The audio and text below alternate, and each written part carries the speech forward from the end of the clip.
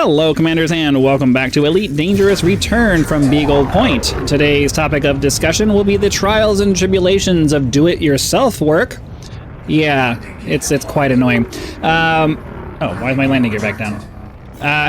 But before we hop into any of that, I would like to welcome all of our new viewers to the series. The purpose of this has been to work on increasing our exobiology rank up to the elite status, as well as make enough money to hopefully buy a fleet carrier and bring all of our ships and maybe a few people out into the black on an epic adventure in a massive ship to go explore the galaxy.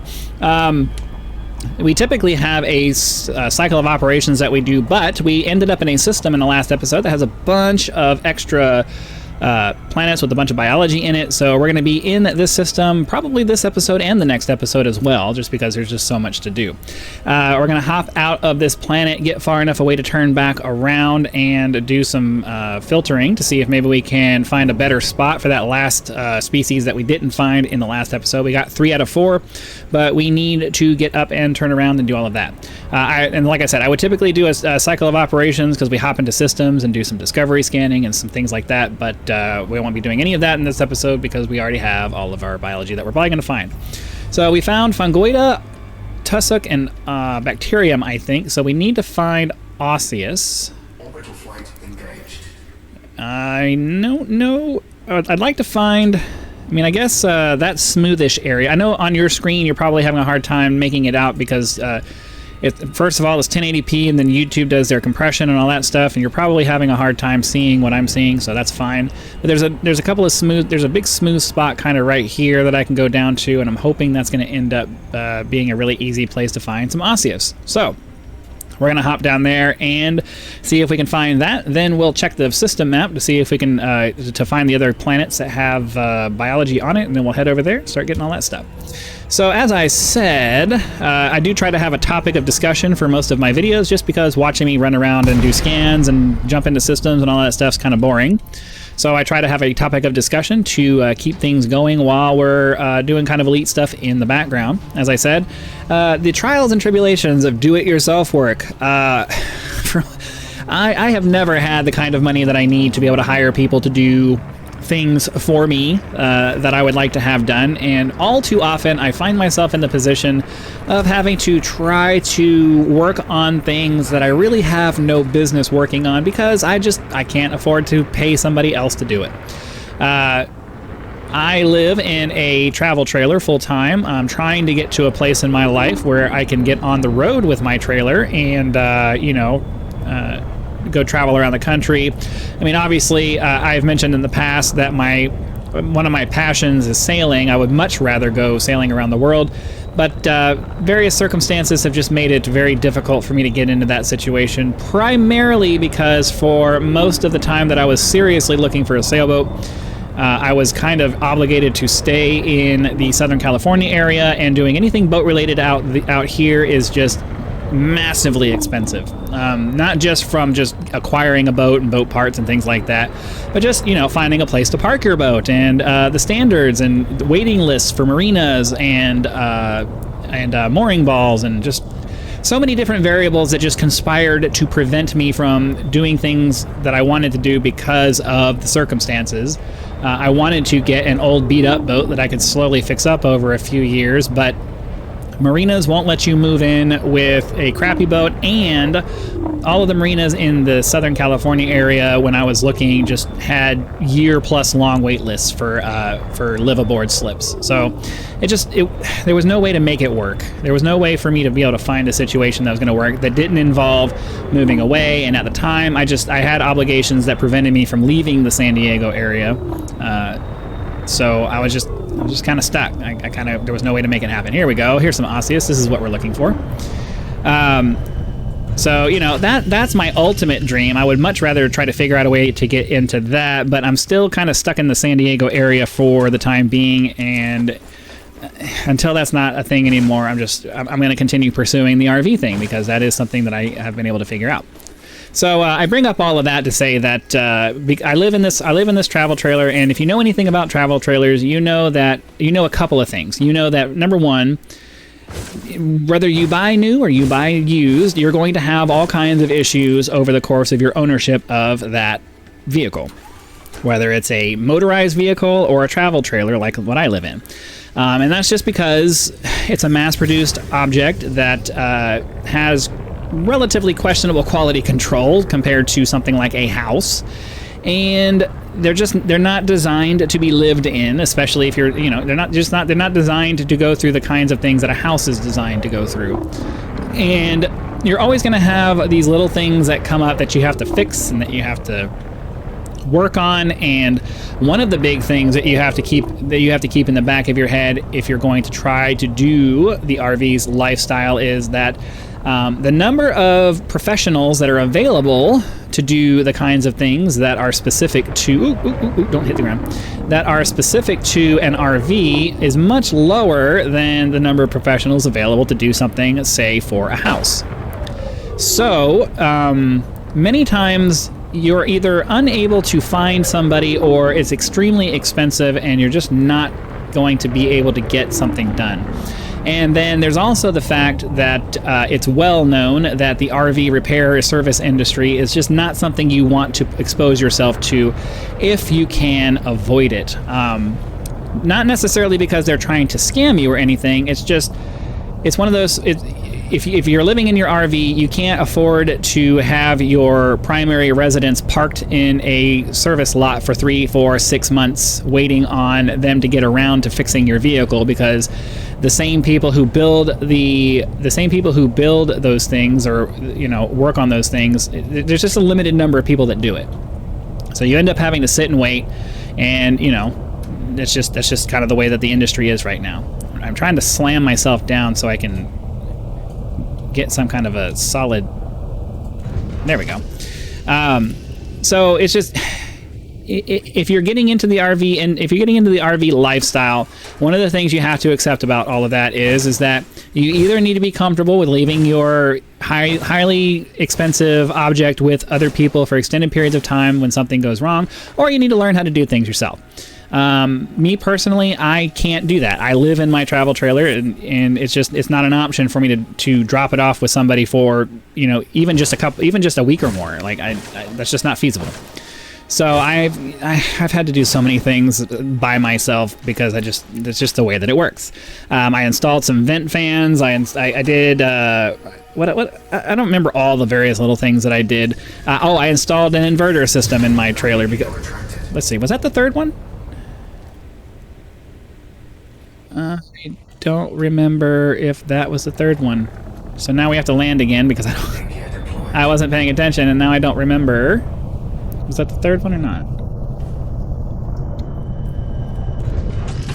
I'm going to hop out and bring up the tool again, and if it's 2/3 full, then I know we need to find one more. Okay, it's 2/3 full. We need to find one more. Just various things that you're going to have to constantly be working on your whatever it is, whether it's a boat or RV or whatever it is, and you can either pay out of pocket to have somebody else do it, or you can try to work on it yourself. And that's just... Okay, what's going on here? Please don't lag out. Oh, please don't lag out.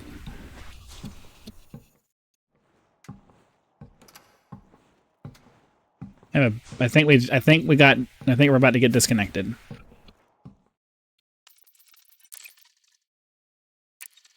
Let's exit to the main menu and see if maybe we can hop back in. Not sure what's going on there. So, okay. So all of this is leading to a point. I know I'm talking about it, but a lot of times I like to give you guys some background on... Here we go. I like to give you guys some background on what it is that I'm talking about, so that you, so that when I start talking about this specific issue that I'm annoyed about today, you understand why it's an annoyance and why I didn't go another route, such as trying to find somebody to do it. Number one, if you've been following my channel for any length of time, you know that the job market and all that stuff hasn't really been that kind to me. And, just that's only part of it. Like, I don't want to blame it only on the job market. I mean, obviously, if you look at the news, you know that things aren't going that great. Or if you look at, if you look at the news, they make it seem like it's going great. You look at other sources, and it's clear that it's not.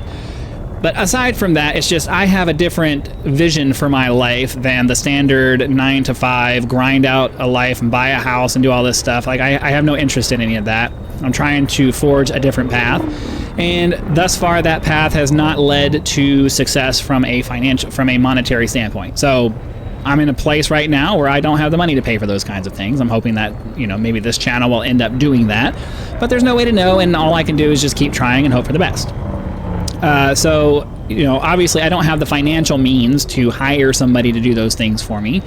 But then as it's also just important to understand that anytime you're dealing with something like a boat or an RV or anything that's not something that, and the average repair person has any kind of experience with, it's going to be, you're going to end up having to do some of that stuff yourself. It's just the way that it works.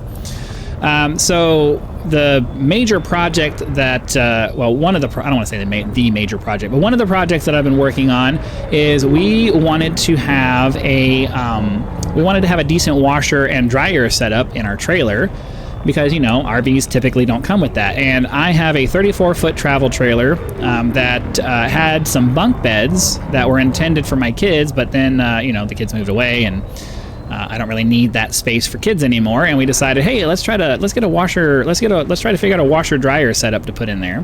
And we found a nice, I don't want to say nice, but we found an adequate. I think adequate's probably a better word. We found an adequate washer dryer combo unit, a single unit that does washing and drying. There's trade-offs for that, but the space savings that we get from having a single unit that does both was worth it. It seems to be worth it to us. We think it's going to be worth it. It'd be nice if I could land. There we go. So we bought it from Amazon. It was delivered. It works fine. It dries. It washes pretty good. It dries sort of. I mean, it's a ventless dryer, so it's just. It's going to be one of those things where you just kind of have to baby it a little bit. I find that if we do a full load and then split the load in half to dry them, it ends up taking about the same amount of time as it would to do. So let me back up on that. That's going to get confusing if I just say it that way. That it has the ability to do a wash and then immediately go into a dry cycle. And that process takes about 2.5 hours because it only uses a standard 120 volt or 15 amp outlet. So, okay, before we move on, we finished our thing there. Let's go ahead and find our next biology there. Yeah, that's what we're looking for. Another 4 biology system. Let's hop off this planet. Okay. Go straight up until we get out of here, and then we'll get our super cruise going. And then we'll head over to that planet. So it doesn't have the big fat plug that a standard electric dryer would have because it has a much longer run time. It takes a lot longer to dry the clothes. And frankly, it's not nearly as nice as having just a regular electric dryer, to be perfectly honest with you. But the washer and dryer cycle total takes about 2.5 hours because of just the amount of time it takes to dry clothes with the method that the dryer uses. It basically condenses the water down into a pan and then pumps it out. It's not vented. It doesn't vent like that. It has it condensate into a collection vessel and then pumps it out. Which is, it's a way to do it, and it saves a lot. It uses a lot less power all at once, and that's kind of a nice thing to have when you're in a situation like what we have. But anyways, the reason I bring all of that up is that the area where we wanted to put the washer dryer combo unit thing was a bunk bed area, and it requires some extensive modification to change it from being a bunk bed area into a place where we could put our washer. We're basically turning that whole area into sort of a semi walk-in closet kind of thing. Kind of more like a utility room, but it's going to have some clothes storage and some long-term storage and the washer dryer unit and a bunch of other things. And it requires some extensive modifications, and the modifications that are needed require skills that I don't necessarily have in abundance. woodworking is not something I have any real experience with, nor do I really have the tools necessary to get those things done. So I'm kind of having to jury-rig my... Oh, I never set the Super Cruise Assist. Okay. So I'm kind of having to jury-rig my way through making all of that work. And as you might expect, why are we...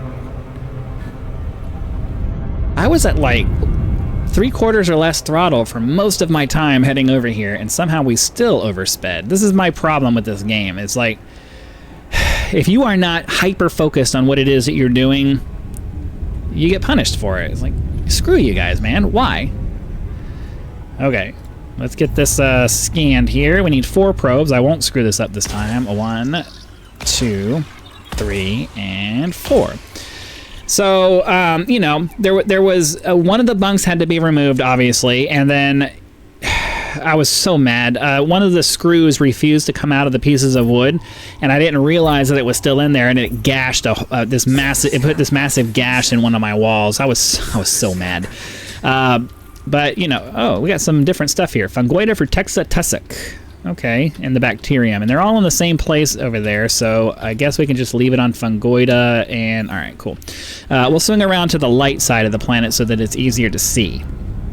But anyways, so even just getting that top bunk out was way more of a pain than I really feel like it should have been, because, you know, that's just the way things always seem to work. You can't, nothing ever can just work and be simple and easy. There's always got to be some kind of a complication that makes things harder. So, you know, I got the top bunk out, and then after that, we needed to get the washer and dryer. We bought the washer and dryer and put it onto where the bottom bunk had been. You know, but we wanted to have a permanent installation that would allow us to basically just be able to use the washer whenever we wanted to. So there's a bunch of there's several considerations that had to be made as far as, you know, how are we going to get water to it? How are we going to drain water away from it? Where are we going to plug it in? All that kind of stuff. I found in a lot of the waiting to, you know, get it fully installed has just been me trying to decide, well, where am I going to get all this stuff from? How am I going to get it done? And the big one was just figuring out where am I going to drain the water from the unit out, because there were a couple of different options that I could have chosen, but I just, neither one really felt like a good idea, so I just had to kind of pick one. And I finally did pick one. I'm draining it to a sink in another part of the trailer, which is fine because the unit is designed to be drained into a sink. But what I didn't realize is that the unit is not intended to have the drain hose go straight down from the bottom of the unit into another place. Apparently, the unit requires that the hose go up for a little bit so that it can fill up the drum for the washer unit and then, you know, pump the water out when it's ready to empty the unit. And I didn't know that, so I just kind of ran the hose straight down, because it's on an elevated platform. It's on a bunk bed that has stuff under it. Oh, here we go. That would be the bacteria, I do believe. Yep, right there. Landing gear deployed. Let me try to land here. Oh, wrong key. I have my landing gear is my control key, and shift is my down key, so sometimes I press the wrong one. So, you know, you have to run the hose up a little bit so that it doesn't automatically drain as soon as the unit starts pumping water in. I didn't know that, and I ran the hose in a way that was a little bit difficult to undo. So, you know, I ended up having to go back and undo that, because obviously we still need to be able to use the washer. But it's just there's always like little irritating things that pop in. Oh, I didn't mean to do that. Okay. Habit.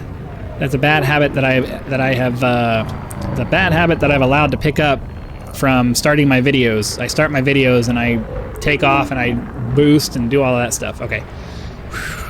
That could have been very, very bad, but fortunately, it all kind of worked out. Can I land? There we go. There's another bacteria right here. Hopefully we're far enough away. So, you know I went through a bunch of minutia and details about, you know, a couple of things that... Oh. A couple of things that, there was a bacteria over here somewhere. Right? I'm not... Oh, it's right here. You know, most people are going to be bored to tears about the details of installing a washing machine, but it's just, it kind of brings me to my point of, you know, there's a reason why people go through many years of training and experience to do certain things, and it's because they learn how to minimize or completely avoid a lot of the drama and BS and irritation that tends to crop up during projects like that. You know, when you pay an expert to get something done and they do it in like 15 minutes and you're just like, man, why am I paying so much for them to come in and do 15 minutes of work? And it's like, because it would take you 3, 4, 5, 6 hours to do that same thing because you don't know what you're doing. It's like, there's a reason why professionals are able to demand the price that they demand, and it's because if you tried to do it yourself, A, it would take you 10 times longer. B, it would be a tenth of the quality of what it is that the professional can do. Because if you've ever tried to, if you've ever tried to DIY something you have no business DIYing, and you look at the end result of that product, you know what I mean. Very rarely do I do a project on something that I have little to no training or skill in, and it actually turns out in a way that I am happy with. It's always a, well, you know, that's the best I can do. Whatever. Nothing I can, like, I can't, there's no other options, and I can't afford to have somebody else do it, so I have to live with this subpar situation because I can't afford to have somebody come in and make it look right. It's just kind of the way it is. So keep that in mind when you have, when you're getting quotes for things and you're like, why is it so expensive? Well, because that person has spent many years figuring out how to do it quickly and efficiently and professionally, and that's why it's expensive. And there's nothing wrong with that, but sometimes you're just not in a position where you can choose to do that. It kind of is what it is. So this is our second species on this planet. We're not going to have time to get the other two in this episode, especially since this is our first one. We need to find 2 more of these, and then there is, so we got the bacteria, and this is our tussock. I know that there was a fungoid, I think there was fungoida and frutexa, but I don't remember, or no, osseous, I think it was osseous and frutexa, I don't remember what they were. But we're going to fly around and hopefully find a couple of more of these real quick, so that we can try to find the other 2 species. So I see little, there we go, I was about to say, I saw little specks on the ground, and I was hoping that these were going to be what we were looking for. So, yeah, we're really happy that we were able to get that washer and dryer combo, because for most of the time that I was in the trailer the first time, I had a little combo, a combo washer / spin dryer kind of thing, and then I'd have to hang up all of my clothes. And that's not necessarily that bad of a thing when you're the only person. But when you start having 2 or more people, like when you start having 2 people's worth of laundry and you're trying to find a place to hang everything, and you have to hang it inside because either A, you're living in a place where you can't hang it outside, or B, you're like me and you're paranoid that somebody's gonna like mess with your stuff, and I don't want to leave things outside if I don't have to. That's my dryer finishing. I don't know if you can hear that, but that's what that is. You know, you don't want to leave your stuff outside, and there's only a limited amount of space in here for me to hang things up inside. So just having something that will not only wash our clothes but also dry our clothes, so that we can, you know, just immediately fold it and put it away when it's done, is just something that is a really high priority for us, and we wanted to make sure that that was something that happened. So we're really happy with the unit that we bought so far. I mean, we've had it for less than a month, so we'll see how it actually goes. But we're just, you know, it's nice to have that kind of a thing that makes our lives a little bit more convenient. But just like everything in life, a lot of times when you add a new variable, you're adding chances for things to go wrong. You're adding chances for things to, you know, develop in a way that makes your life harder in the short term, and hopefully you're able to overcome those things and make your life easier in the long term. And I have to say, one of the most irritating things about life in general to me is the fact that there's a recurring theme there. And I'm specifically talking about sacrificing in the short term so that you can have a benefit in the long term. I really hate that concept. I realize that that's the way that the world is, and I freaking hate it. Like, I hate this. I hate that I have to give up things now so that I can have something better in the future. And it's like, ugh. Can I just have a nice average? Like, I want a nice average. Give me a nice average where everything can be pretty okay for the duration of my life. Why do I have to kill myself now to have something decent in the future? It just kills me. We still need one more of the tussock, and we have not yet found anything. And I do believe that the tussock was supposed to be pretty much all over the place. So I don't understand why we're having such a hard time finding this last set. It's being very, you see what this is like, I'm ready to be done, but of course now we're gonna have to spend 20 minutes searching for a single patch of this stuff. Yeah, that's all just ground.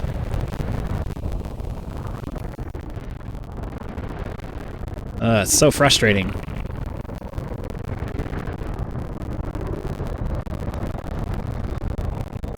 This is why the game needs to have some kind of radar that at least points you in the direction of where signatures, like whatever signatures you're looking for, are.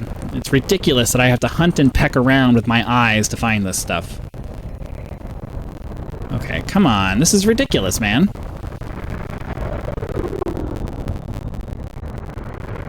How far are they going to make me fly before I'm able to find this? Especially, it's like there's 2 other species that we still have to find here. I haven't seen either one of them either. This is so annoying. Plenty of bacteria, but we already got that done.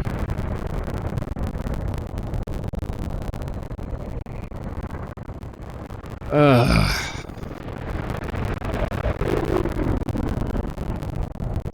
Yeah, I'm sorry. Exobiology really, really needs a redesign.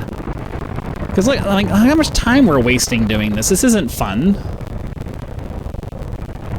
Skimming across the ground trying to find this stuff, and like, really, come on, man. This is ridiculous. We're hundreds and hundreds of years into the... see, here's now... Oh, I thought that was some osseous right in front of us, but no, it's just more rocks. What the... Oh, I don't have the patience for this kind of stuff. I really, really don't.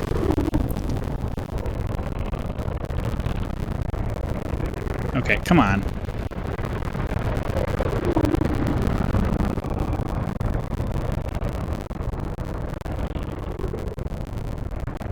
All right, well, as much as I'd like to finish this out before we're done, I don't have the time to. We need to end this. Oh, never mind, finally.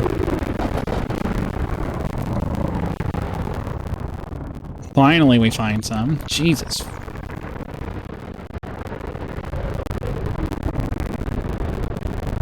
Find a place to land over here. So anyways, hopefully you guys had lots of fun. Be sure to click that like button if you did, so that the YouTube algorithm will know and send the video out to as many people as possible.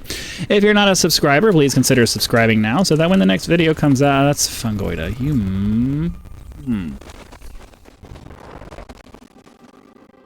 So that when the next video comes out, it will show up in your feed, and you will be able to watch it as soon as it becomes available. Channel members do get early access to all of my content, so be sure to click that join button.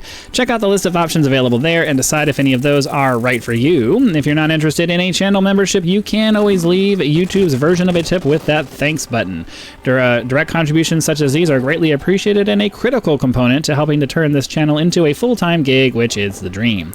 Again, I'd like to remind you of the GoFundMe for our mother-in-law, whose car got totaled by a hit and run, and she only only had liability insurance, so insurance will not be coming to the rescue. Every little bit helps, and we would love to be able to get her back into a new car because none of us are able to help her all by herself. So if you'd like to do a good deed, please click that link, donate what you can, and we really appreciate it. So again, thank you very much for your time. I hope you guys enjoyed this episode. Be sure to come back for the next one, and I'll see you then.